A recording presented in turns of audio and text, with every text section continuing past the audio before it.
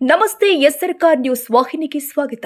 Vikassheel Insaan party ರಾಷ್ಟ್ರೀಯ ಸಂಸ್ಥಾಪಕ ಹಾಗೂ ಬಿಹಾರದ ಮಾಜಿ ಸಚಿವ ಮುಕೇಶ್ ಸಹನಿ ಬಂಧನ ಹಾಗೂ ಉತ್ತರ ಪ್ರದೇಶದಲ್ಲಿ ನಡೆದ ಕಮಲೇಶ್ ಬಿಂಡ್ ಎನ್ಕೌಂಟರ್ ಪ್ರಕರಣವನ್ನು ಖಂಡಿಸಿ ವಿಐಪಿ ಕರ್ನಾಟಕ ಘಟಕ ತೀವ್ರವಾಗಿ ಆಕ್ರೋಶ ವ್ಯಕ್ತಪಡಿಸಿದೆ.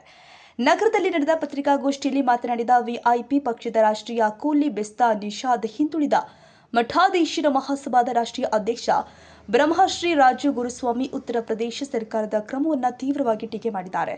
ಉತ್ತರ ಪ್ರದೇಶದಲ್ಲಿ ಪ್ರಜಾಪ್ರಭುತ್ವದ ಮೌಲ್ಯಗಳಿಗೆ ಧಕ್ಕೆ ಉಂಟಾಗ್ತಾ ಇದ್ದು ಪಕ್ಷದ ರಾಷ್ಟ್ರೀಯ ನಾಯಕರನ್ನ ಅಕ್ರಮವಾಗಿ ಬಂಧಿಸಲಾಗಿದೆ ಎಂದು ಆರೋಪಿಸಿದರು.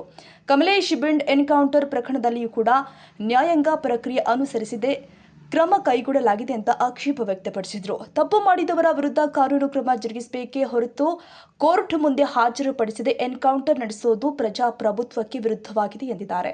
ಪ್ರಕರಣಗಳಿಗೆ ಪ್ರಧಾನಿ ಮೋದಿ ಹಾಗೂ ಯೋಗಿ ಆದಿತ್ಯನಾಥ್ ಅವರು ನೈತಿಕ ಹೊಣೆ ಮತ್ತು ಉತ್ತರಿಸಬೇಕು ಎಂದಿದ್ದಾರೆ. ಇದೇ ವೇಳೆ ಉತ್ತರ ಪ್ರದೇಶ ಸರ್ಕಾರದಲ್ಲಿ ಸಚಿವರು ಆಗಿರುವ ಸಂಜಯ್ ನಿಷಾದ್ ಅವರ ವಿರುದ್ಧವೂ ಕೂಡ ವಾಗ್ದಾಳಿ ಮಾಡಿದ ಅವರು, ಸಮಾಜದ ಮೇಲಿನ ಅನ್ಯಾಯದ ಕುರಿತು ಮೌನ ವಹಿಸಿರುವ ಸಚಿವರು ತಮ್ಮ ಸ್ಥಾನಕ್ಕೆ ರಾಜೀನಾಮೆ ಕೊಡಬೇಕು ಎಂದಿದ್ದಾರೆ.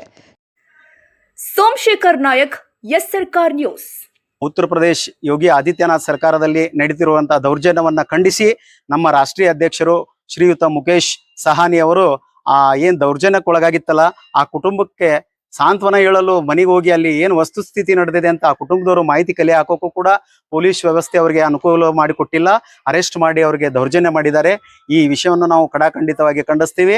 ಮುಂದಿನ ದಿನಮಾನದೊಳಗೆ ಇಂಥ ಯಾವುದೇ ಪ್ರಕರಣಗಳು ಆಗಬಾರ್ದು ಅನ್ನೋಂಗೆ ನಾವು ಒಂದು ಬೃಹತ್ ಪ್ರಮಾಣದ ಒಂದು ಹೋರಾಟವನ್ನು ಕೂಡ ಹಮ್ಕೋ ವಿಚಾರದೊಳಗಿದ್ದೀವಿ.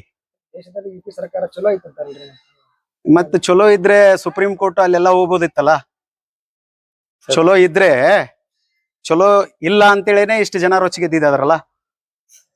ರಾಷ್ಟ್ರೀಯ ಅಧ್ಯಕ್ಷರಿದ್ದೀರಿ, ಅವ್ರಿಗೇನಾದ್ರೂ ಪತ್ರದ ಮುಖಾಂತರ ಏನಾದ್ರೂ ಎಚ್ಚರಿಕೆ? ನಾವು ಸುಮಾರು ನಾಡಿನಾದ್ಯಂತ ಇರುವಂತಹ ಕರ್ನಾಟಕ ರಾಜ್ಯದಾದ್ಯಂತ ಇರುವಂತಹ ನಮ್ಮ ಸಂಘಟನೆಯಲ್ಲಿ 200ಕ್ಕೂ ಹೆಚ್ಚು ಮಠಾಧೀಶರಿದ್ದಾರೆ.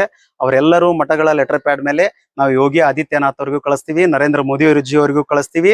ನರೇಂದ್ರ ಮೋದಿಜಿ ಅವರಿಗೂ ಈ ಮುಖಾಂತರ ನಾವು ಸಂದೇಶ ನೀಡೋದೇನಂದ್ರೆ, ನೀವು ದೇಶದ ತುಂಬಾ ಎಲ್ಲ ಒಳ್ಳೆ ಸ್ಥಾನಮಾನ ಹೆಸರನ್ನು ತಗೊಂಡಿದ್ದೀರಿ, ಆದ್ರೆ ಉತ್ತರ ಪ್ರದೇಶದೊಳಗೆ ಈಗ ಯಾಕೆ ಆಗ್ತಾ ಇದೆ